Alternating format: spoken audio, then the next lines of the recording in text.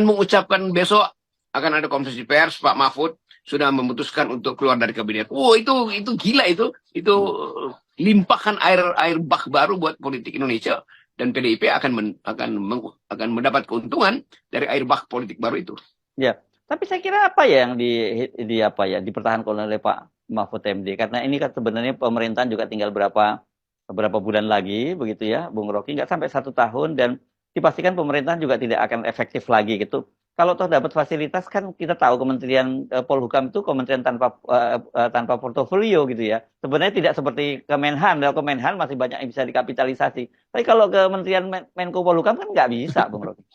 Itu yang saya bingung nih, teman saya ini Menko Polhukam itu, dia nggak punya kapasitas untuk menggerakkan menteri-menteri teknis tuh. Mm. Dan dia sebetulnya harusnya fokus untuk mengatakan sinyal baru tentang perubahan kan.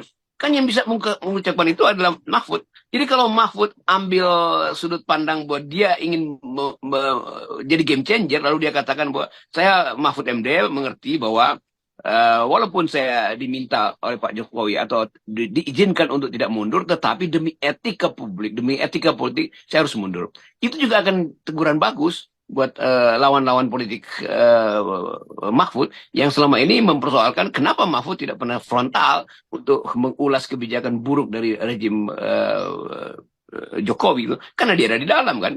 Jadi poin-poin ini yang mestinya batas airnya mesti jelas itu. Dan kalau batas air itu jelas, orang akan anggap bahwa oke, PDIP pulih marwahnya, dan karena bahkan Mahfud MD sadar bahwa dia tidak boleh main dua di situ tuh. Karena orang akan curiga bahwa Mahfud sebetulnya adalah proksi Jokowi di PDIP, sama seperti Amin adalah proksi Jokowi di Nasdem misalnya. Kan itu yang mesti kita curigai. Nah bedanya, Caimin punya partai dan dia bisa manfaatkan kekuatan partai itu untuk deal dengan Jokowi. Nah Mahfud kekuatannya nggak ada. Kan dia kayak layangan putus yang sekarang lagi nyangkut di kandang banteng. Ya, ya, ya. Tetapi kan saya kira apa sih yang perlu dicari lagi Pak Mahfud, kan dia juga pengalamannya cukup panjang lah di pemerintahan, dan memang levelnya baru level ketua lembaga tinggi negara atau menteri begitu. Dia sekarang mengincar posisi wapres. Tapi saya kira sebenarnya capaian-capaian yang sudah dilakukan oleh Pak Mahfud itu sudah luar biasa gitu ya. Jadi kalau dia berani berkorban sedikit saja, itu untuk dia akan mendapatkan posisi yang lebih tinggi lagi ya, yang seperti diharapkan sekarang ini gitu. Jadi Mahfud mesti bilang, saya menginginkan kabinet, seluruh kabinet itu demisioner aja tuh, karena banyak menteri yang ikut politik kan, seluruh ketua partai ikut berpolitik di situ kan. Ini simbol besar untuk dapat tambahan limpahan suara pada PDIP kan.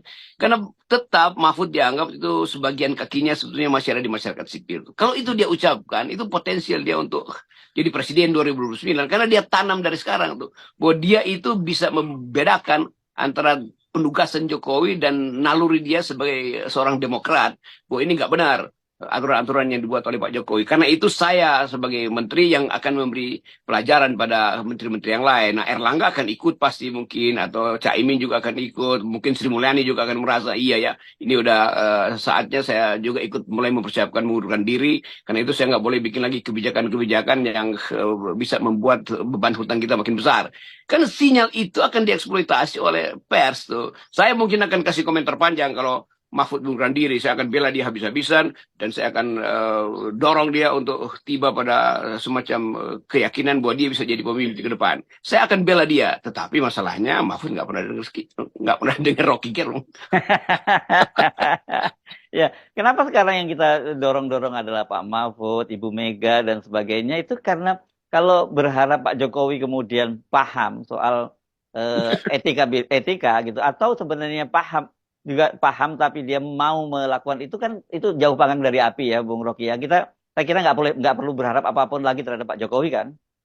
Iya memang itu. Dan bahkan wakil presiden ngomong tuh nggak ada gunanya juga. Karena ya Hmm. siapa tuh Maruf Amin itu kan birokratisan aja tuh. Lain kalau Mahfud yang ngomong, dia udah calon wakil presiden dan itu akan didengar sebetulnya tuh. Hmm. Dan jadi poin kita selalu nggak mampu ini orang-orang ini untuk berpikir taktis itu. Karena kecemasan mereka lebih banyak daripada keberanian mereka untuk jadi game changer kan. Jadi sayang betul Ganjar maupun Mahfud itu akan tetap jadi mediocre kalau nggak mau berselisih, bertengkar atau bermusuhan dengan Jokowi kan. Kita mesti pakai istilah itu bahwa Jokowi adalah musuh ideologi dari Ganjar dan Mahfud sebetulnya tuh dalam banyak hal tuh. Apalagi kalau kita ingatkan bahwa Mahfud itu mengerti bagaimana proses pembusukan di istana itu diakibatkan oleh cawe-cawe Jokowi dengan Paman Usman. Ya, ya. Kan itu mesti diulang-ulang oleh Mahfud supaya dia dapat limpahan suara dari masyarakat sipil kan. Ya, Tapi ya. saya usulkan supaya Pak Mahfud jangan ikuti saran saya.